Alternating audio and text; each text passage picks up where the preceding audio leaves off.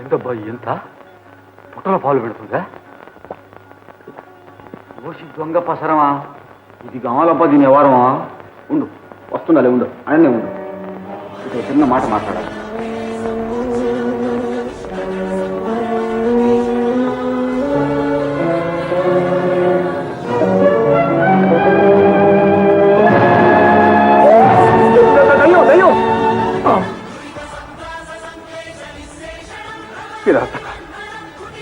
ఎంత ఘోరము చేసినావు!